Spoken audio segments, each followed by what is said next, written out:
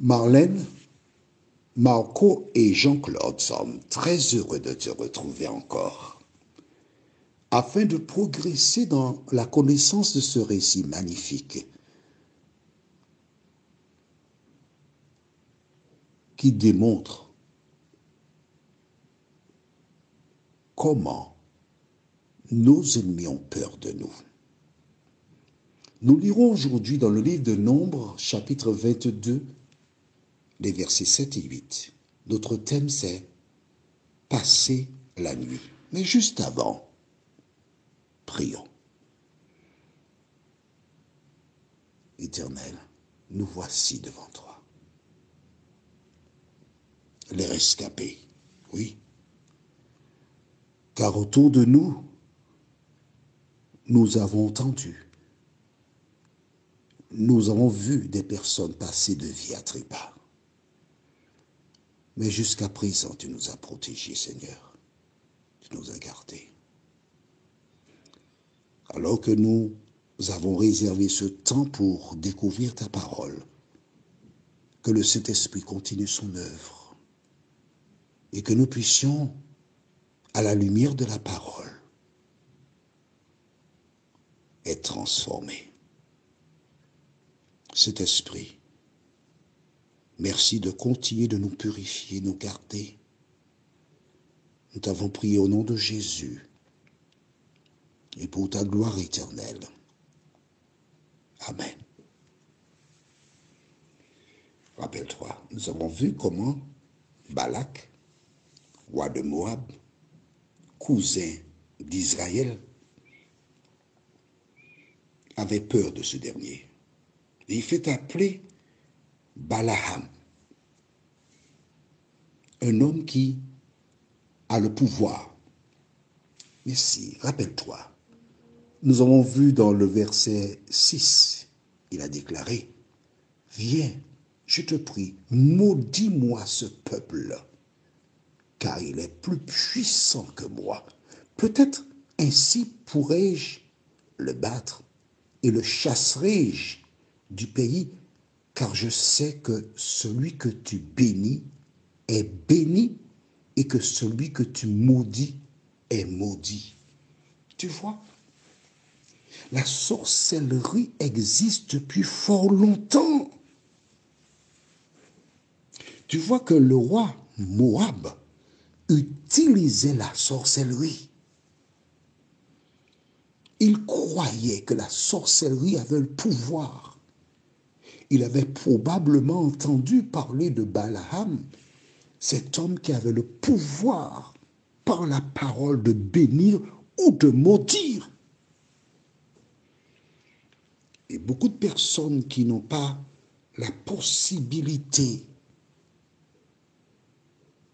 d'affronter des gens face à face, ces personnes utilisent la sorcellerie pour détruire. Alors, est-ce que la sorcellerie réussira? Qu'adviendra-t-il à ce peuple? C'est la question qu'on se pose.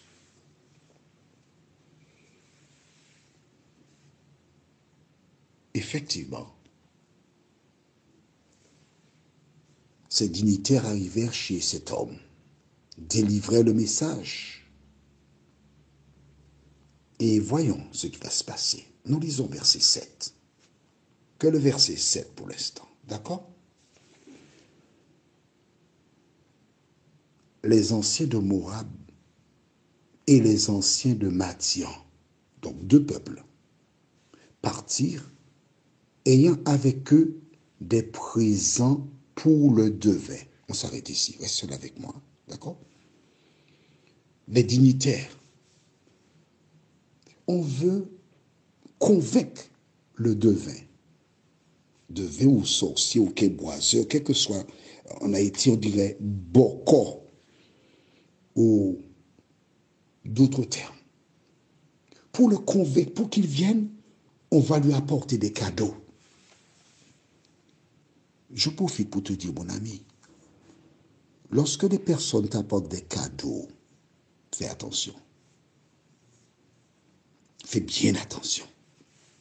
Lorsque des personnes subitement sont gentilles avec toi, sois prudent, il y a un piège qui traîne. Ils arrivèrent et apportèrent des cadeaux, des présents pour le devin. Nous continuons toujours avec le même verset 7. Ils arrivèrent auprès de Balaam et lui rapportèrent les paroles de Balak. Quelles furent les paroles de Balak? Il suffit de lire verset 6. On le relit. Viens, je te prie, maudis-moi ce peuple, car il est plus puissant que moi. Peut-être ainsi pourrais-je le battre et le chasserai-je du pays.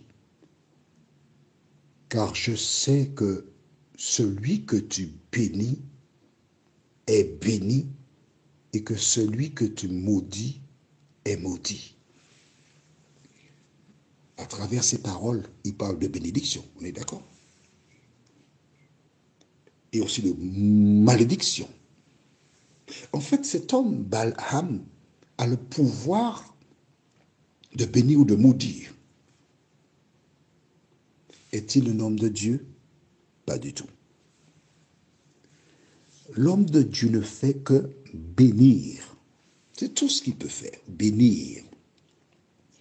Et l'homme du diable ne fait que maudire. C'est tout.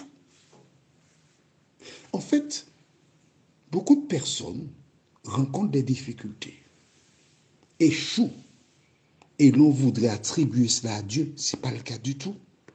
Dieu n'est pas l'auteur du mal. C'est l'homme qui, à travers ses actions, ses paroles, se positionne pour le mal. Mais Dieu n'est pas l'auteur du mal. Ces hommes arrivèrent donc chez Balaam et lui dirent exactement ce qu'avait dit le roi.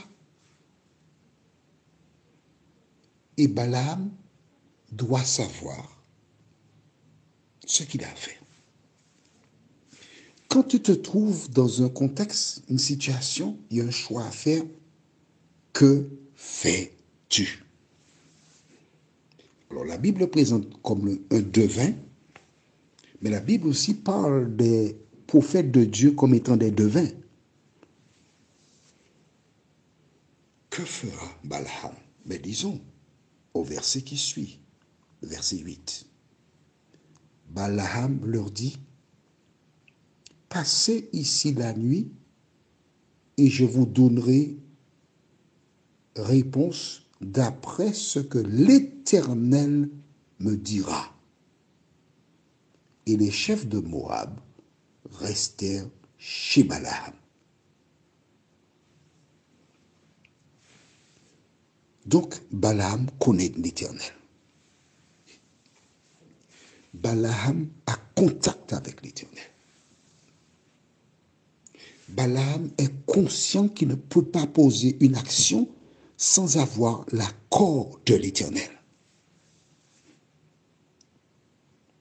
Il ne donne pas une réponse instantanée.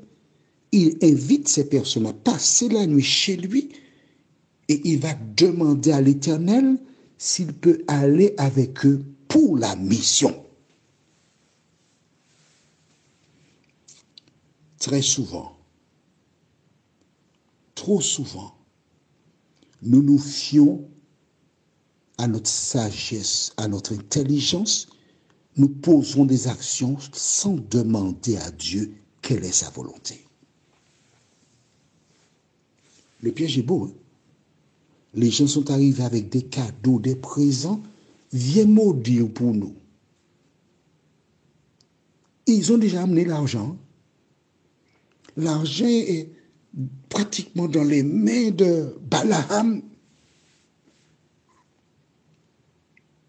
Que faire? On aurait dit que l'argent lui dit, viens me prendre. Que faire? Avant de donner une réponse, il dit, je vais demander à l'Éternel. J'ai dans mon porte-monnaie depuis longtemps, des années, 2 bouts de papier. Sur un, on voit écrit oui, et sur l'autre, non.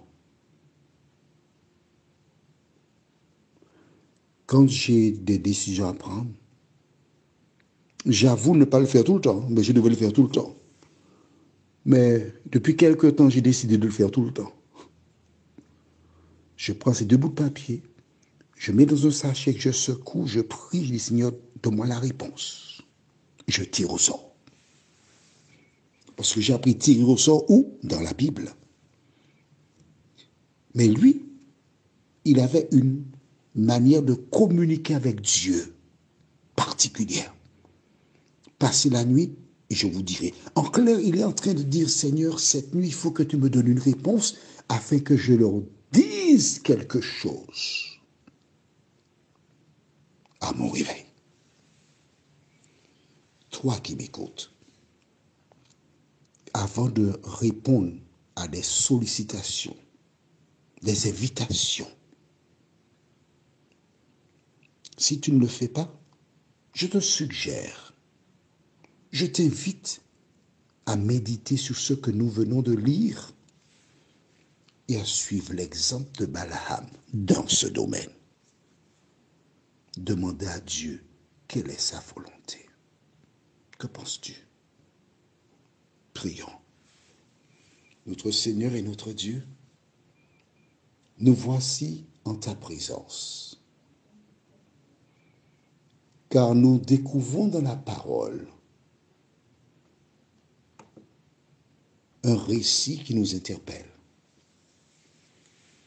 qui nous invite à revoir nos positions et nos actions. Merci pour la parole. Merci de nous aider toutes les fois que nous avons des décisions à prendre, à rechercher ta volonté, à te demander ce que nous devons faire. Car souvent, très souvent, telle voie paraît droite à un homme, mais son issue conduit à la mort. Seigneur, nous continuons de compter sur toi. Nous te demandons de nous aider à te faire confiance. Et continue de diriger nos vies comme bon te semble. Cette grâce, nous te l'avons réclamée, non pas parce que nous en sommes dignes, mais c'est au nom de Jésus et pour ta gloire éternelle. Amen. Que l'Éternel continue de te bénir et te garder. Que le Saint-Esprit continue sa mission en toi. La prochaine fois, nous verrons ensemble qui sont ces gens. La référence, c'est Nombre 22 au verset 9. Qui sont ces gens? Nombre 22, verset 9. C'est ce que nous verrons prochainement, si Dieu nous prête vie.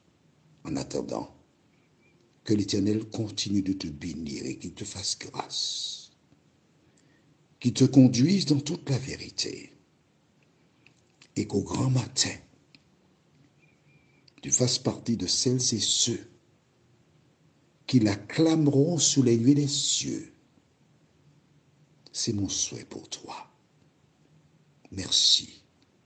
Merci d'écouter et de vivre pour l'Éternel des armées. À bientôt.